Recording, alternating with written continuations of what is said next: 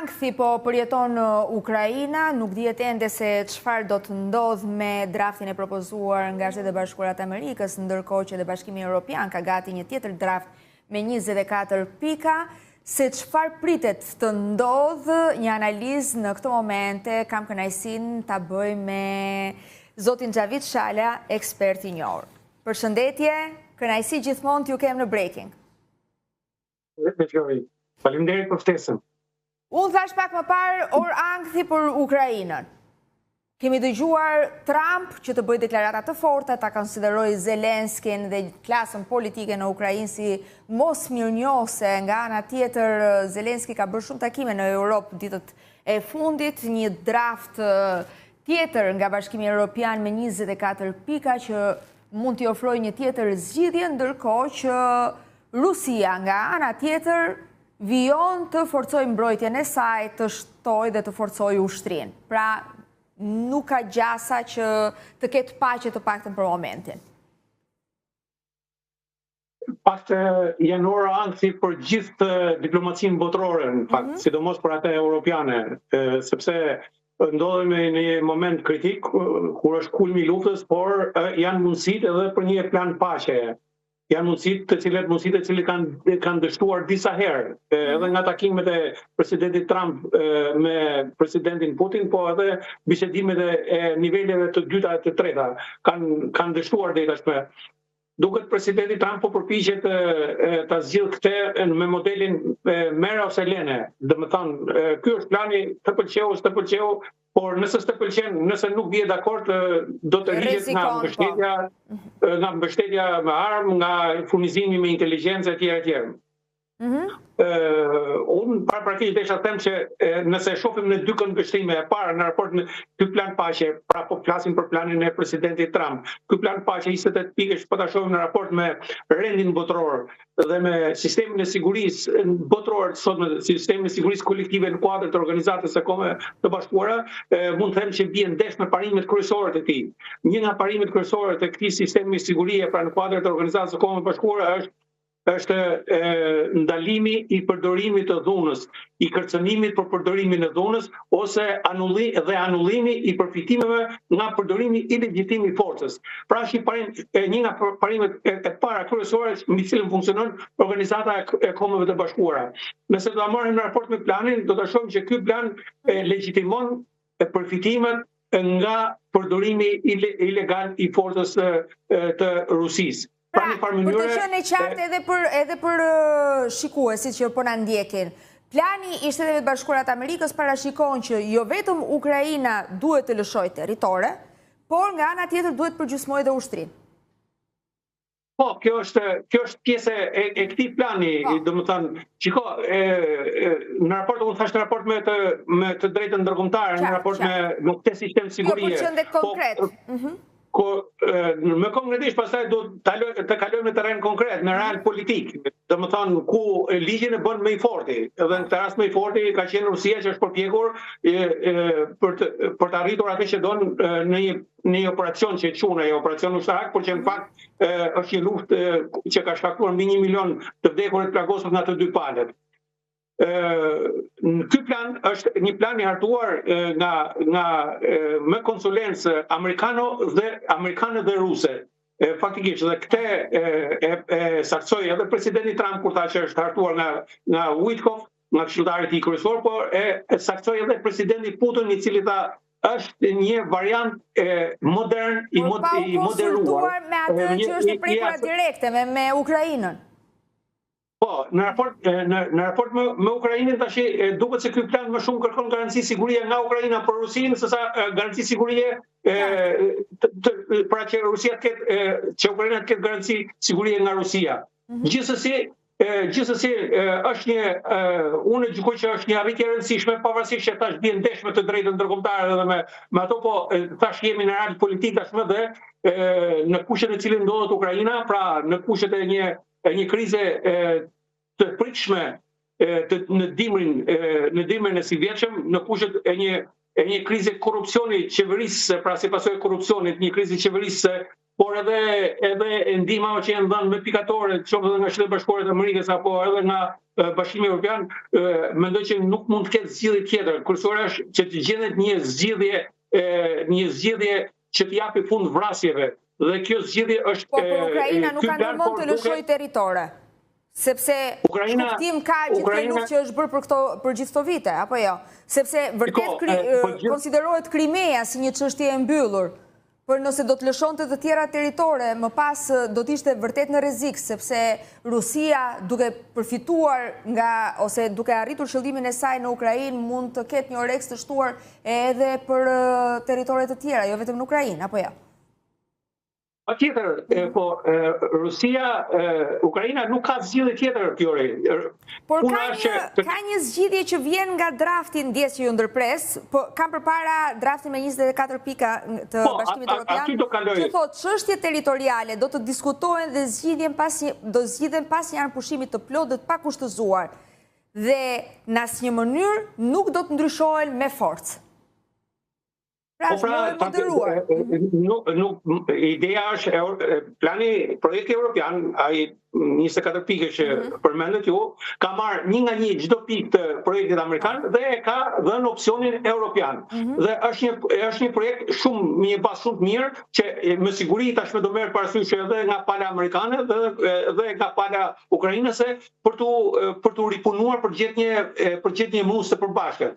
Por edhe po ta studiosh, edhe projekti evropian thot shkëmbimi i territoreve, pra ideja është që kjo të bëhet në rrugë paqësore, pra parashikon që territoret të shkëmbehen. Pra në farë mënyrë thotë që dhe nëse pas vendosjes së paqes që mos përdoret dhuna, Ukraina bile thotë shprehimish plani, unë kam studiuar në detaje, Ukraina të mos përdor forcë ushtarake për të përfituar territoret për cilet ka sovranitet, por që ka humbur faktikisht.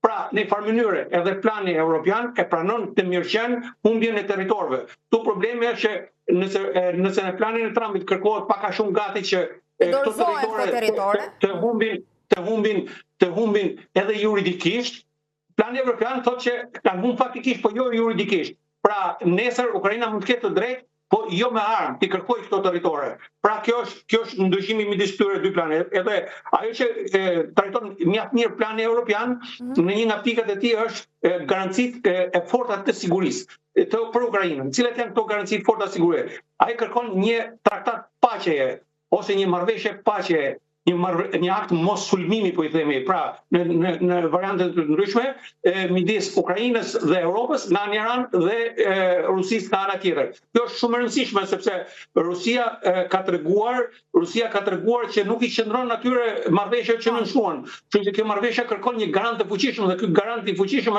janë Shtetet Bashkuara të Amerikës dhe NATO. Pra edhe bile një pikë të veçantë të këtij plani thotë që nëse Rusia këtë marrëveshje, atëherë do ketë NATO do të ndryhej si edhe në bazën e Nenit 5 për dhe të gjithë garancitë e tjera dhe territoret bile përdor shprehjen, territoret e cilet ai ka marrë jo juridikisht, por faktikisht nuk do të njihen më nga vendet e tjera.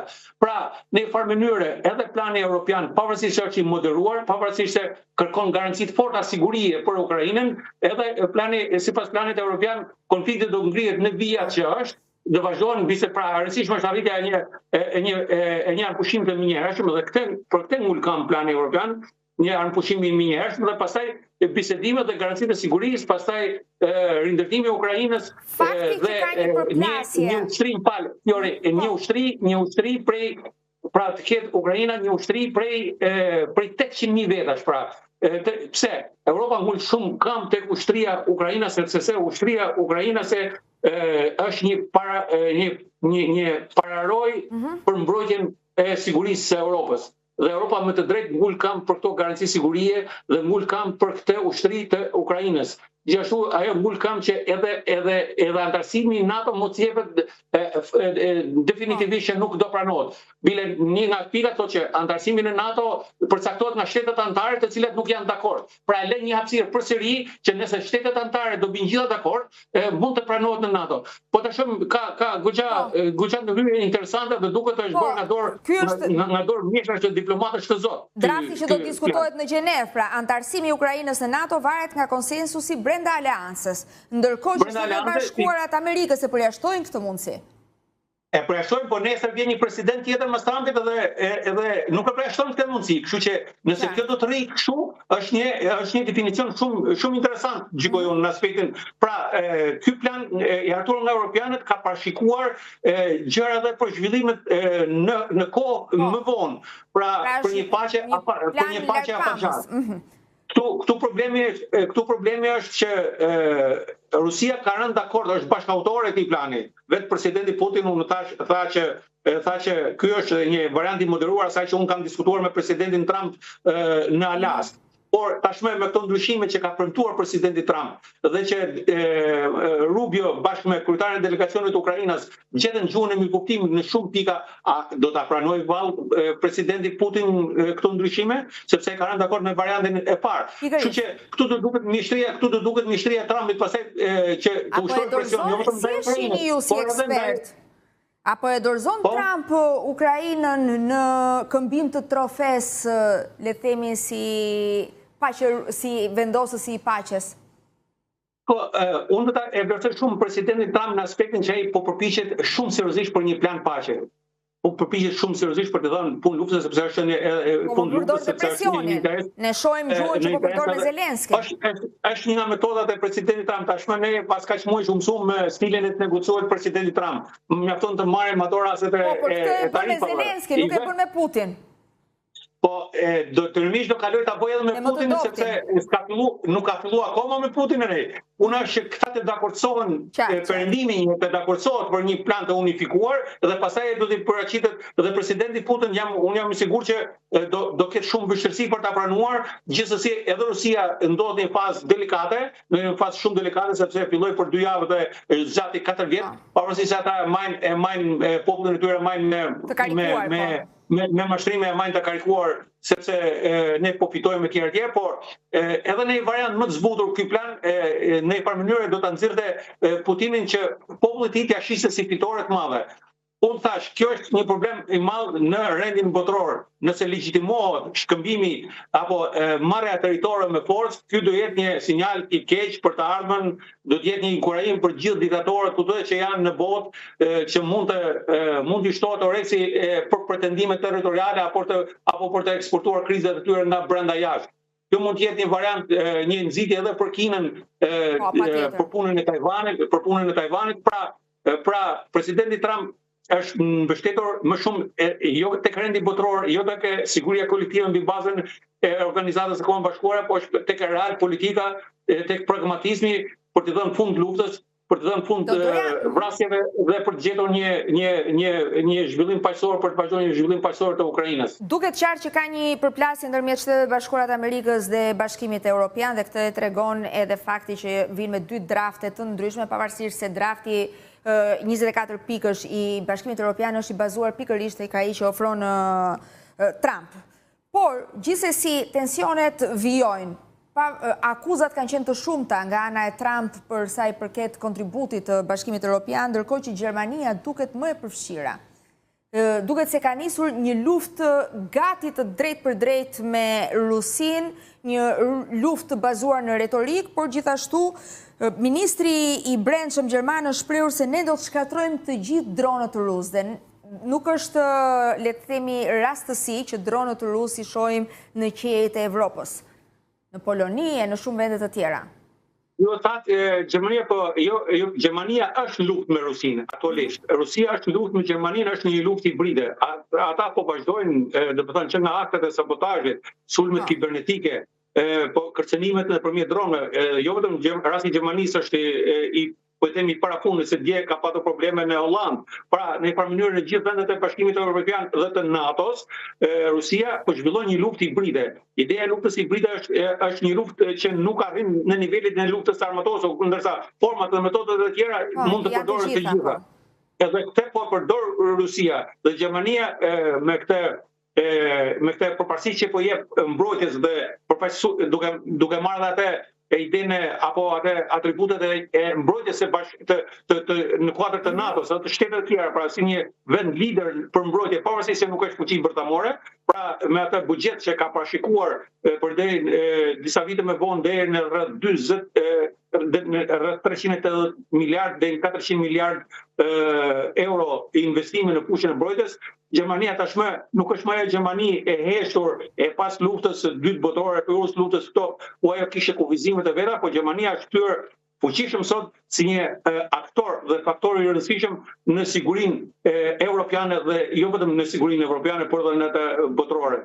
Kështu që sido që të jetë, presidenti Trump së bën do të marrë në konsiderat pothuajse edhe mendimin apo sidomos të treshës më të fuqishme europiane, Francë, Gjermani, Britani, por edhe të shtetet tjera si Polonia dhe Spanja, por edhe të vendet balltike. Pra, gjithë diplomacia europiane sidomos punon non-stop 24 orë për të arritur për ta mbyllur, për ta rakorduar planin, pra në për mënyrë për ta lehtësuar presidentin Zelenski nga presionet e vazhdueshme të presidentit Trump, pra presionet për të detyruar që ta pranojmë planin dhe për të arritur në një model të unifikuar për t'u paraqitur Rusisë. Unë thash duhet hecur pak me optimizëm të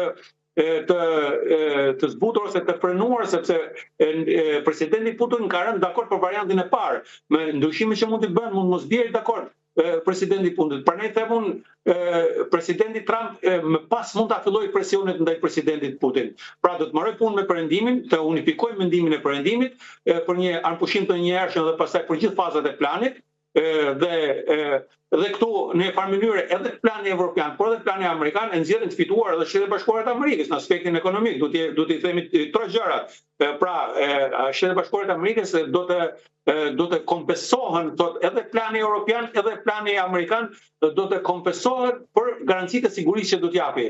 Bile në planin edhe amerikan dhe evropian përmenden rreth $100 miliard që do vinë në diskusion kësaj, asaj nuk po hym në shifra, domethënë, por është shumë interesante unifikimi i këtyre të dy planeve.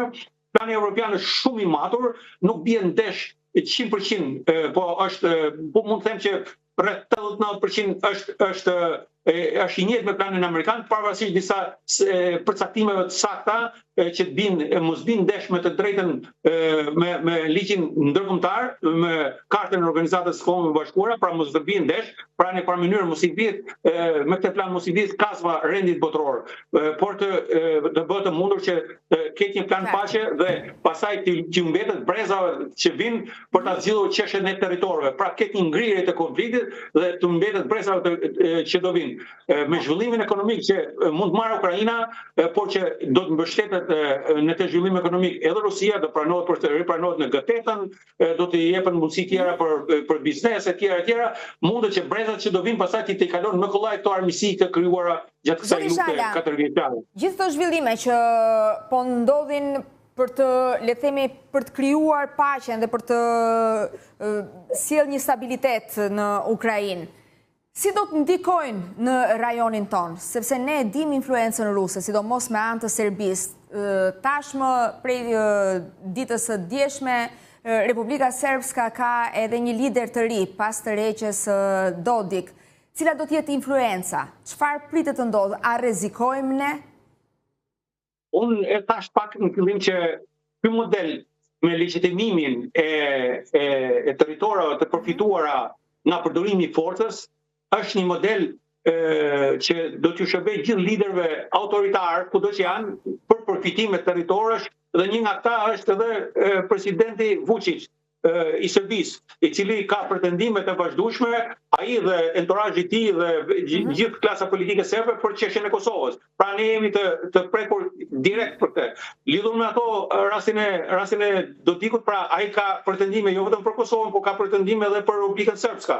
Pra në farë mënyrë është një inkurajim. Ky model është një inkurajim dhe për këtë po të shohë gjithë liderët botëror, ata që janë në mbrojtje të paqes, por edhe liderit evropian kërkojnë që ky mos përdoret si model. Modeli i këtij i Putinit duhet i vijnë kufizime. Bile një nga ato pikat, ju e keni lexuar një nga ato pikat e planit, thotë që të bëhet një amnisti për palët që morën pjesë. Ideja e amnistisë është për ato që nuk quhen krimi luftës, se krimet e luftës, krimet kundër njerëzimit, gjenocidi nuk amnistohen as nga kjo marrëveshje, as nga asnjë lloj marrëveshje tjetër. Kështu që sido që të vi puna, ata do vazhdojnë të ndiqen penalisht nga gjykata penale ndërkombëtare. Ose nga një gjykatë ad hoc që mund të krijohet Kastile për çështjet e konfliktit në Ukrainë. Sepse pak a shumë kemi parë që në përfundim të çdo lufte është krijuar nga një gjykatë speciale për të edhe këto gjykata kanë qenë gjithmonë për të mos lejuar atë model që përfundoi për të mos lejuar të përsëritet në të ardhmet apo qoftë si luftë apo si model për të pushtuar territoire të tjera. Kështu që edhe Kosova duhet jetë vigjilente të paktën ndaj këtyre zhvillimeve, duke qenë se mund përfitohet fare mirë. Absolutisht, Kosova ka patën që një pjesë e siguria saj është garantuar nga KFOR-i, ka një rezolutë të Këshillit të Sigurimit, por kjo nuk e qiron nga përgjegjësia klasën politike kosovare e cila arriti të dështoj në 4-5 zgjedhje që bëri nuk krijoi dot një qeveri, çka mund të thellohet pastaj edhe në mars me zgjedhjen e presidentit. Klasa politike kosovare duhet ta ketë qartë që politika është arti i bashkëpunimit, nuk është arti i interesave partjake dhe që për interesat e tyre personale dhe partjake. Zoti Shala. Po, pra duhet të ketë vullnet. Nuk mendoj që nesër një forcë politike e vetme siç ka ndodhur para 4 vjeç mund të fitoj shumicën për të bërë qeveri. Kështu që së s'bën duhet që klasa politike të edukohet me atë që do ta pranoj apo do të ketë vullnetin për krijuar për bashkëqeverisur. Nëse nuk ka vullnet, atëherë Kosova do kalojë nga kriza në krizë dhe kjo vetëm se do t'i shërbej Serbisë për arritjen e qëllimeve të saj. Dhe do të kalojmë pak tek lindja e mesme, një paqe pa paqe. Atëherë kur u mendua se u arrit marrëveshja e paqes për Gazën, Netanyahu zotoi se Izraeli do t'i vazhdoj sulmet ndaj Hamasit dhe Hezbollahut nuk kanë munguar sulmet e ditëve të fundit. Ndaj e thash që në krye të erës paqe pa paqe. Paqe me luftë. Izraeli e ka shkelur me 10 herë planin e paqes. Por në themelë nuk them që është cënuar ky plan, sepse përndryshe pasaj do ishe një rënje drastike e reputacionit të garantuesve, sidomos e presidenti Trump që është garantues këtij. Netanyahu pretendon të hyjë në fushat zgjedhore nesër me mbylljen dhe ai don vetëm të vazhdoj luftë në mënyrë që të shtyhet sa më shumë kjo çështje zgjedhjeve në për interesat fare politike as të partisë tij, por të vetat personale, ai po cënon paqen dhe sigurinë në linjën e mesme, po cënon atë plan i cili u mirëprit nga gjithë opinioni botror. Bile sot një delegacion, edhe ju keni transmetuar, një delegacion i Hamasit ka shkuar në Kairo duke kërkuar takime me garantuesit e paqes për t'u ankohuar për këtë problem. Problemi është që ka dalë një rezolutë e Këshillit të Sigurimit për forcat paqëruese, sepse gjithçka do lidhet me forcat paqëruese. Po kryen forcat paqëruese, atëherë mund të vazhdojnë pikë për pikë planet dhe pjesë të tjera të planet. Për sa kohë që nuk kryen forcat paqëruese, mundësia e cënimit apo të paqes dhe të incidenteve është sa kohë kërkojnë forcat paqëruese? Urdhëni? Sa kohë kërkojnë? Pra sa kohë duhet që të mobilizohen forcat paqëruese, se të gjithë janë shprehur të gatshëm, por nuk ka normalisht. Kjo u zgjat shumë. Do të bie dakord një herë. Rezoluta ka dalë në vija të përgjithshme. Tashmë duhen akte të tjera në zbatim të saj për krimin e kësaj force paqëruese, edhe për të përcaktuar edhe autoritetin e saj. Ka shtete të cilet kanë qenë dakord për të dhe prisin vetëm rezolutën. Pra rezoluta tashmë është këtu debate është për pjesëmarrjen e forcave turke, nëse ato do pranohen apo jo. Gjithsesi, unë mendoj që kjo duhet jetë në prapavi, kjo duhet jetë duke ecur, sepse edhe amerikanët, pavarësisht se ushtrojnë presion të vazhdueshëm ndaj Netanyahut, edhe ata janë të bindur që paqja mund të cënohet. Kështu që sa më shpejt të bëhet kjo dhe nëse kjo zgjat më shumë se sa 2-3 muaj apo 3-4 muaj, është me të vërtetë ky plan paqe është shumë i rrezikuar.